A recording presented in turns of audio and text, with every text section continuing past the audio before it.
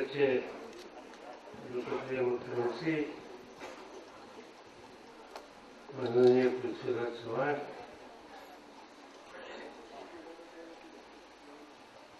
आपल्या सगळ्यांचे सहकारी डॉक्टर प्रचंडराव कदम, हर्षवर्धन पाटील, या ठिकाणी उपस्थित असलेले लोकसभेचे सहकारी श्री जाधव, सुप्रिया सुळे, लोकसभेतले पूर्वीचे आमचे सगळे सहकारी मित्र,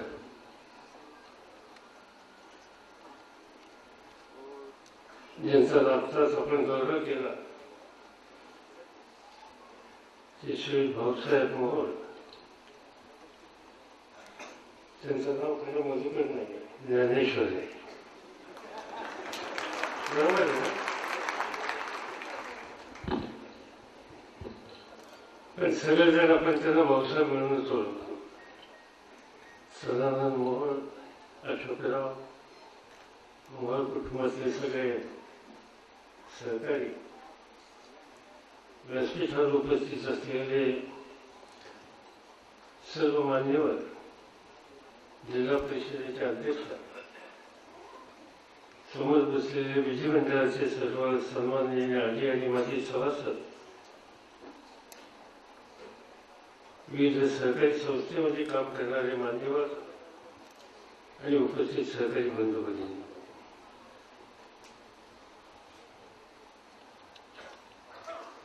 मामांच्या 105व्या जयंतीच्या निमित्तानं आणि त्यांच्या नावानं अशोकराव आणि कुटुंबियांनी जी संस्था काढली, तिच्या रौप्य महोत्सवाच्या निमित्तानं आज आपण या ठिकाणी एकत्रित आहोत. शिक्षणाच्या क्षेत्रामध्ये अनेक लोकांनी अनेक उत्तम प्रकारच्या संस्था वगैरे केल्या आहेत, ज्याचा उल्लेख माननीय मुख्यमंत्र्यांनी केला की स्वातंत्र्याच्या परिसरामध्ये कोणी जात नाही, अशा परिसरामध्ये ज्ञानदानाचं काम करण्याच्या संबंधीचा प्रयत्न मामांच्या नावाने सुरू केलेल्या संस्थेने केला आणि गुणवत्ता जोखण्याच्या संबंधीचा सुद्धा प्रयत्न केला, ज्याचा उल्लेख अशोकरावांनी आपल्या भाषणामध्ये केला. बोलत बोलत 25 वर्षामध्ये संस्थेचा विस्तार झाला आणि हजारो मुलं मुली आज त्याचा लाभ घेतात. त्याचा जसा आनंद आपल्याला आहे, त्यापेक्षा थोडासा अधिक आपल्या सगळ्यांना समाधान एका गोष्टीचं आहे की मामांच्या जयंतीच्या निमित्तानं राज्याच्या मुख्यमंत्र्यांच्या सह आपल्या सगळ्यांना या ठिकाणी निमंत्रित केले. स्वराज्य हा माझा जन्मसिद्ध हक्क आहे, हे सूत्र मांडून संबंध देशामध्ये असंतोषाचा विचार मांडण्याच्या संबंधीची भूमिका घेणारे लोकमान्यांनी सुद्धा आयुष्याचा सगळा काळ हा पुण्याच्या परिसरामध्ये घालवला. त्याच्या कालखंडामध्ये अनेक लोक होते, ज्याच्यामध्ये आगरकरांचा उल्लेख करावा लागेल. वेगळ्या पद्धतीनं काम करणाऱ्या ज्योतिबा फुल्यांचा उल्लेख करावा लागेल. ही एक स्वातंत्र्याच्या अतिशय पूर्व काळातली एक मोठी पिढी आणि समज राष्ट्राला दिशा देण्याच्या संबंधीची काम करणारी टिळक, आगरकर, भोपळे या सगळ्यांच्या माध्यमातून याच परिसरातून देशाच्या समोर आली. हा या देशाच्या इतिहासाचा एक महत्वाचा भाग आहे. जसं महाराष्ट्राच्या राजकारणाची सुरुवात झाली आणि त्याही काळामध्ये स्वातंत्र्यपूर्व काळ आणि स्वातंत्र्य प्राप्तीच्या नंतरच्या तातडीच्या कालखंडामध्ये याच परिसरामध्ये शंकरराव देव असतील, बाबासाहेब देवगिरीकर असतील, काकासाहेब गाडगीळ असतील, यांची एक पिढी होऊन गेली की ज्यांनी जिल्ह्याचं नेतृत्व केलं, राज्याचं केलं आणि देशाच्या राजकारणात सुद्धा आपल्या कर्तृत्वाचा या जिल्ह्याचा ठसा उमटवला.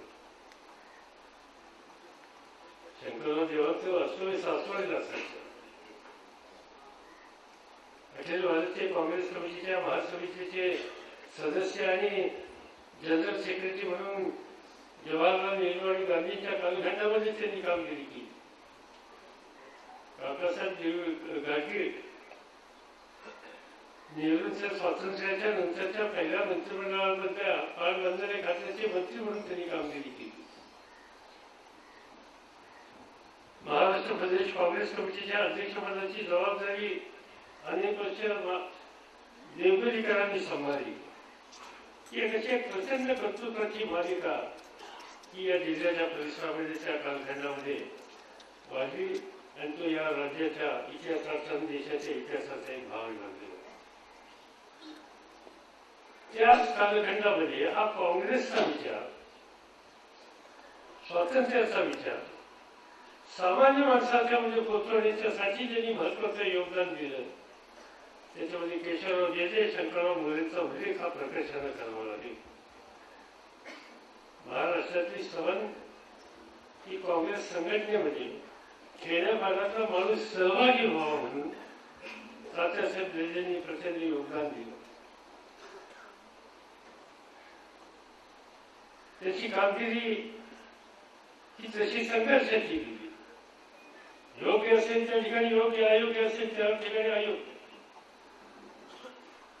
काँग्रेसची भूमिका सुद्धा सामान्य माणसाच्या पासून बाजूला होते असं वाटल्याच्या नंतर नाशिक जिल्ह्यातल्या दाभाडीमध्ये त्यावेळच्या बहुजन समाजातल्या सगळ्या प्रमुखांना संघटित करून सविस्तरपणाने विचार विनिमय करून एका वेगळ्या राजकीय पक्षाची स्थापना करण्याच्या संबंधीची भूमिका घेण्याच्या मध्ये तात्यासाहेब जेजे, शंकररावजी मोरे यांचा पुढाकार होता. महाराष्ट्राच्या सामाजिक चळवळीतला आणि राजकीय चळवळीतला तो एक फार महत्वाचा भाग आहे, त्याचा उल्लेख करावा लागेल. शंकररावजी जिल्हा लोकल बोर्डाचे अध्यक्ष सुद्धा होते आणि एक अत्यंत कर्तृत्ववान, विचारवंत, उत्तम संसदपटू म्हणून संपूर्ण देशामध्ये त्यांचा लौकिक होता. अशा एका उंचीचे तोलामोलाचं सुद्धा नेतृत्व या जिल्ह्याने त्या कालखंडामध्ये पुढं समाजाच्या समोर सादर केलेलं होतं. आणि त्याच्या नंतरच्या काळामध्ये जिल्ह्याचं नेतृत्व करणारी पण सामान्य माणसाच्या जाणीव त्यांचा हात असलेली, पकड असलेली ही जी नेतृत्वाची एक आणखीन फळी तयार झाली त्याच्यामध्ये मामासाहेबांचा नंबर हा प्रथम दर्जाचा नंबर होता.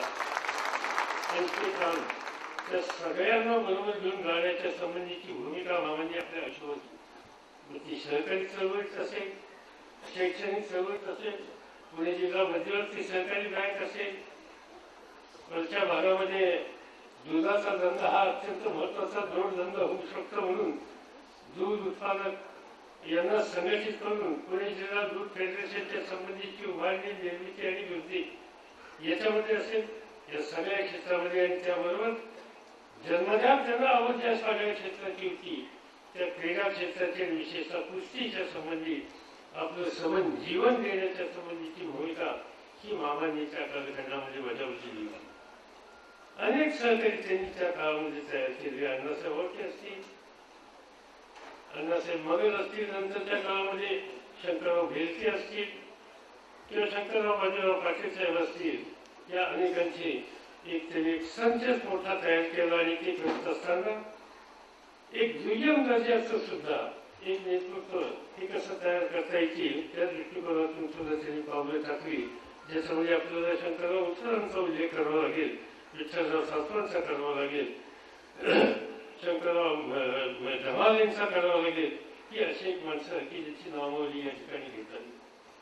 आणि नंतरच्या काळामध्ये मामांनी या सर्व मावळी परिसरामध्ये एक दृष्टी ठेवून काम करणाऱ्या स्वच्छ अशा प्रकारच्या कार्यकर्त्यांची सुद्धा फळी उभी केली. बाबूराव रायरीकर असतील किंवा मग नंतर या सगळ्या कामाचं ओझं नानांनी आपल्या खांद्यावर घेतलं आणि गेले अनेक वर्ष नानासाहेब लवलेंनी मामांचे खऱ्या अर्थानं मानस्फूर्त असं वापरून त्या पद्धतीनं काम करण्याच्या पंचायत समितीचे सभापती असो, विधानसभेचे सभापती असो किंवा देशाच्या लोकसभेमध्ये प्रतिनिधी असो, हा मावळाचा मुळशी भागातला हा सगळा मोठा खोऱ्यातला हा प्रतिनिधी मामांच्या नंतर मामांच्या विचारानं देशाच्या लोकसभेमध्ये सुद्धा जाऊन पोहोचला आणि ती भूमिका अशोकरावांनी पुढच्या कालखंडामध्ये चालवली. हा या सगळ्या इतिहासाचा भाग. ते अनेक वर्ष मामांच्या विचारानं काम करणाऱ्यांच्यामध्ये आमचे नानासाहेब लावले होते. नानासाहेब कुस्ती त्यामुळे परिषदेच्या कामाची जबाबदारी त्यांनी घेतली, पण मामांच्या पेक्षा त्यांना अधिक शिक्षणाची एक संधी मिळालेली होती. पुण्याच्या कॉमर्स कॉलेजमधून बाहेर पडण्याच्या संबंधीची संधी त्यांना मिळाली.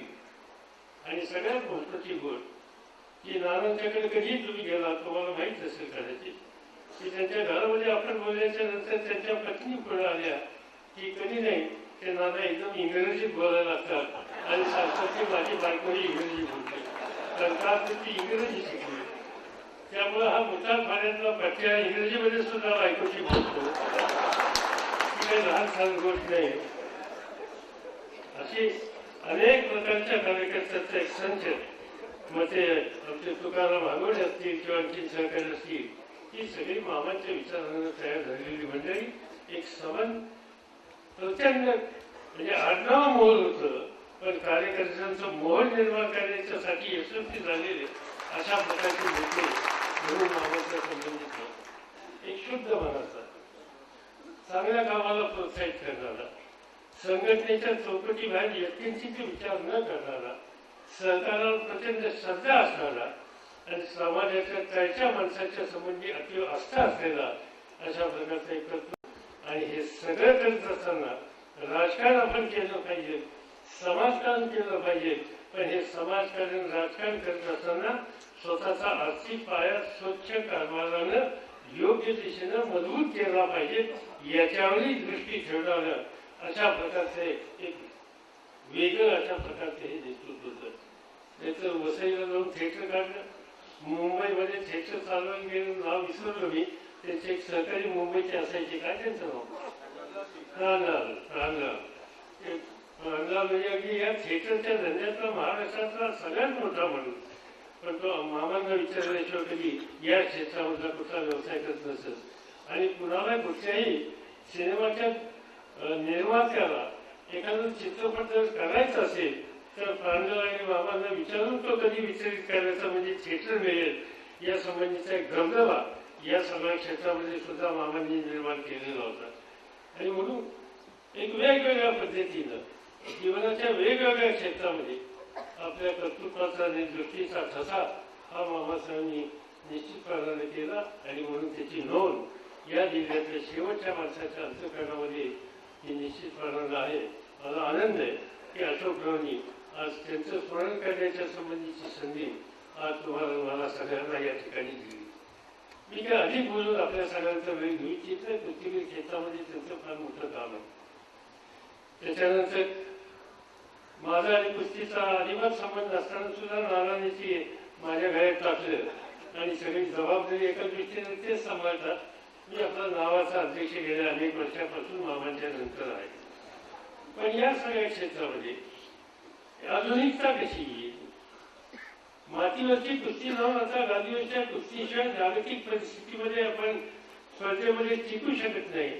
याचा विचार कसा करता येईल या भूमिकेला पाठपुरावा करण्याच्या संबंधीची तयारी त्या कालखंडामध्ये मामांनी ठेवली. ज्याचा उल्लेख मुख्यमंत्र्यांनी केला की जगातल्या संघटनेतल्या सुद्धा नेतृत्वाने त्यांच्या कामाची नोंद केली होती. मामा अफगाणिस्तानला गेले, इराणला गेले आणि या सगळ्या आंतरराष्ट्रीय कुस्तीच्या क्षेत्रामध्ये सुद्धा आपण काय केलं पाहिजे, काय शिकलं पाहिजे, आपली मुलं कशी तयार केली पाहिजे याबद्दलचा विचार करून ती आधुनिकता या क्रीडा क्षेत्रामध्ये आणण्याच्या संबंधीची काळजी त्यांनी त्या कालखंडामध्ये घेतली. आणि आज आपण बघतो की मध्यंतरी आशियाई स्पर्धा असतील, कॉमनवेल्थच्या स्पर्धा असतील, भारतीय खेळाडूंनी ज्या ज्या क्षेत्रामध्ये यश मिळवलं त्याच्यामध्ये कुस्तीचं क्षेत्र असं आहे की ज्या ठिकाणी सुवर्ण पदक मोठ्या प्रमाणावर होण्यासाठी आपले हे पैलवान ही यशस्वी झाली. आणि त्याचा पाया कोणी घातलेला असेल तर राष्ट्रीय पातळीवर सुद्धा मामांनी घातलेला होता. त्या राष्ट्रीय पातळीवर सुद्धा एक प्रकारची शक्ती आणि प्रोत्साहन देण्याचं काम हे मामांनी केलेलं होतं. हा त्या संघटनेमधला एक अध्यक्ष म्हणून आणि माझा संबंध येतो म्हणून मी फार जवळून बघितलेलं आहे.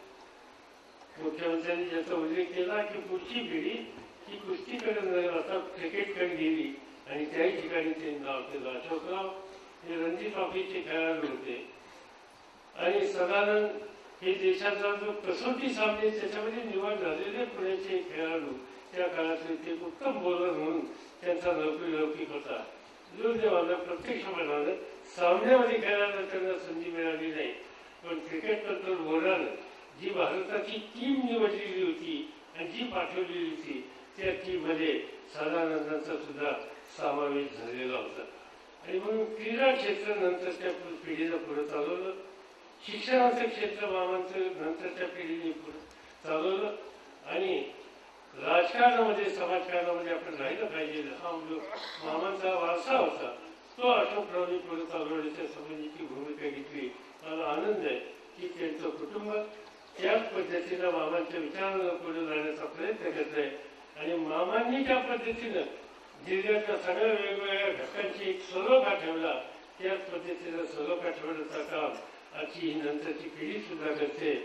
याच पद्धतीनं ही एक सामाजिक बांधणी एकत्रित रीतीनं करण्याचं काम आणि हा जिल्हा चांगल्या कामाच्यासाठी सतत राजकीय विचार न करता समाजाच्या हिताच्यासाठी एकत्रित ठेवण्याच्या संबंधीचा प्रयत्न आपण मामांच्या विचारातून इथून पुढच्या काळामध्ये जसं करू तशी ही जी मामांच्या बद्दलची आपल्या मनातली कृतज्ञतेची भावना आहे ती खऱ्या अर्थानं कृतीमध्ये आणण्याच्यासाठी आपण जागरूक आहोत असाच निष्कर्ष काढता येईल. आणि म्हणून ती भूमिका आपण जतन करण्याचा निर्धार आजच्या त्यांच्या 105व्या जयंतीच्या निमित्तानं करू, त्यांच्याबद्दलची आदरांजली या ठिकाणी व्यक्त करू आणि त्याच विचारानं पुढे जाण्याचा प्रयत्न करू एवढं सांगून मी माझे 2 शब्द संपवतो.